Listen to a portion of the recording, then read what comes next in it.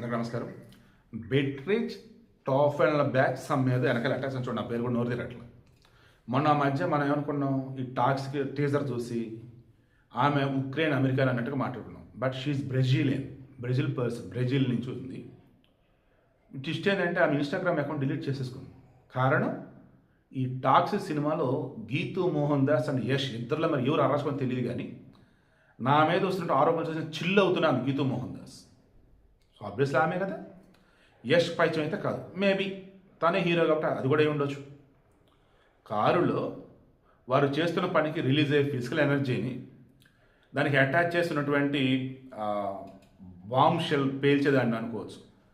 దాన్ని motor లాంటిదో gun లాంటిదో మెకల్ ఎనర్జీగా మార్చేసి బాంబ్ బ్లాస్ట్లు ఇలా బయటకు వచ్చేసి కాల్స్టాలు చంపటాలు. ఆ కారులో వాడిన సీన్ ఉంది కదా, మనం మాట్లాడుకున్నాం కదా, ఇది ఒక సినిమానా, అసలు ఈ సీన్ పెడతారా అని. బ్లూ ఫిలింలో కూడా ఇంత దారుణం చూపరు, ఇందులో చూపించారు. దీని మీద కర్ణాటక వ్యాప్తంగా భయంకర నిరసనలు. ఎందుకంటే యశ్ కన్నడ హీరో కదా, గీతూ మోహన్ దాస్ మలయాళ దర్శకురాలైనా హీరో ఎవరైతే మెయిన్ అక్కడ ఫోకస్ అయింది. ఇమ్మీడియట్గా ఆమ్ ఆద్మీ పార్టీ కర్ణాటక వింగ్ వాళ్ళు, ఇక నార్మల్ ఉన్నటువంటి వాళ్ళు మొత్తం కూడా ఉమెన్ కమిషన్ దాకా వెళ్ళిపోయారు. వెళ్ళిపోయి ఏంది అసలు ఇది అన్నారు. అంతే, ఇమ్మీడియట్గా ఆ మూవీ టీంకి నోటీసులు వెళ్ళిపోయాయి. మీరు ఏ సోషల్ మీడియా ప్లాట్ఫామ్స్లో ఈ టీజర్ పెట్టారు, ఇమ్మీడియట్గా తీసేయండి. తర్వాత central board of film certifications, so censor board వాళ్ళకి నోటీసులు ఇచ్చింది. ఏంట్రా బాబు ఇది, మీరు సినిమాకే సెన్సార్ సర్టిఫికేట్ ఇస్తారా, ముందు టీజర్లో ట్రైలర్కి ఎవరా, అవి మీకు చూపించకుండా వాళ్ళు ఇచ్చేయచ్చా, ఏంటి ఘోరం, మీరు చూసుకోవద్దా అని చెప్పేసాను. ఇప్పుడే ఎలా ఉంటారు సినిమాలు ఎలా ఉండేది అంటే చూడండి బాబా అని అంది. సరే ఫైనల్ నేను చెప్పాను. ఇప్పుడు ఉన్నటువంటి సోషల్ మీడియా మొన్న శివాజీ మాటల వల్ల, అనసూయ రియాక్షన్ వల్ల ఎలా రెస్పాండ్ అయ్యారు చూసాం. మధ్యలో సంజయ్ రెడ్డి అన్న ముఖం వచ్చింది, అమ్మ బాబోయ్, అసలు ఇంకా ఆ మాటలకు కానీ ఇది కానీ అసలు నోరు తెరవరు ఎవరు కూడా, అట్టిచ్చింది కౌంటర్లో. అనసూయ దెబ్బ సైలెంట్ అయిపోయింది. శివాజీ అనేది కరెక్టే, బట్ ఆ పదాలు అనుకుని ఉండాల్సింది కూడా అనేది. ఓకే కూల్ అయిపోయింది టాపిక్. సో ఇప్పుడు నేను చెప్పాను, సోషల్ మీడియా జనాలు చూస్తుండటం, ఎస్ 4 గోడల మధ్య అంతా చూసేవాళ్ళే వాళ్ళకి నచ్చినట్టుగా ఉండటాన్ని. బట్ 4 గోడల బయట అన్నప్పుడు పద్ధతిగా ఉండాలంటున్నారు. ఫ్రీడమ్, నీకు నచ్చినట్టుగా ఉండు, బట్ డ్రెస్సింగ్ సెన్స్ ఇతరులకు ఇబ్బంది కలిగించవద్దు. నువ్వు వేసుకున్న బట్ట చూసి నీకు గౌరవం రావాలి. ఎవరన్నా కానీ ఈ డ్రెస్సు వల్ల నిజంగా లైంగిక దాడులు జరగకుండా ఆగుతున్నాయని ఎవరన్నా అంటే కొంచెం బుర్రా బుద్ధి జ్ఞానం పెట్టి ఆలోచించాలి. ఎక్కడో ఒక పిచ్చి కుక్క పసిబిడ్డను కూడా మానభంగం చేసిందని, వృద్ధులను కూడా మానభంగం చేసిందని అందరం మగవాళ్ళకి ఆపాదిద్దామా చెప్పండి.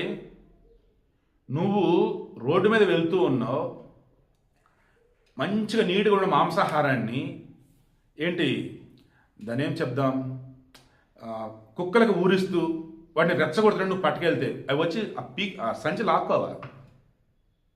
కంపారిజన్ కరెక్ట్గా ఉన్నా లేకుండా నేను ఇంటెన్షన్ ఏంటంటే, కుక్కలను ఊరిస్తూ వాటిని రెచ్చగొడుతూ ఒక మాంసాహార పదార్థం తీసుకెళ్ళటం ఎంత తప్పో ఒక స్త్రీ అన్నప్పుడు చక్కగా మళ్ళీ చెప్తున్నా, మీకు నచ్చిన బట్టలే వేసుకోండి, శారీయా చూడీదారా జీన్స్ మీ ఇష్టం, అది చూడగానే గౌరవం ఇచ్చేలాగా ఉండాలి. నార్మల్గా ఉన్నవాడికి కూడా మూడొచ్చేలాగో లేదన్నప్పుడు లేనిపోయినటువంటి కామ కోరికలు కలిగేలాగా ఉండొద్దు నేను అన్నది. అది అప్పుడు ఏమైంది, వాడు దండం పెట్టాలనుకున్నాడు కూడా ఇంక వేరే ఆలోచన వస్తాయి వాడికి.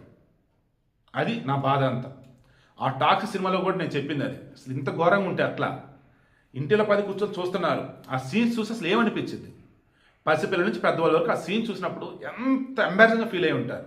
Geethu Mohan Das, are you lady?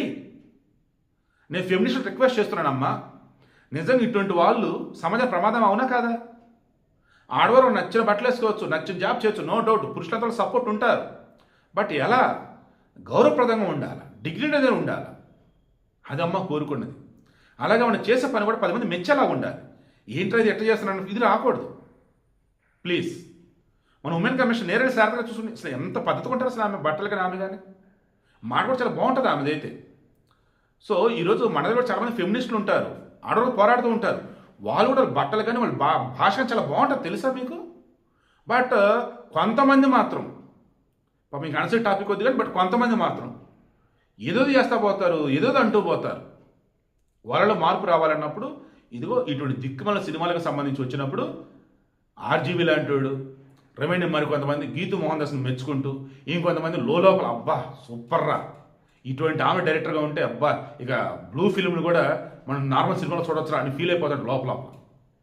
అటు వాళ్ళుగా అడ్డుకట్ట వేయటమే ఇప్పుడు ఈ మహిళా కమిషన్ చేసింది. తెలంగాణ మహిళా కమిషన్ కాదు, మన కర్ణాటక మహిళా కమిషన్. ఎందుకంటే అది కన్నడ సినిమా కాబట్టి.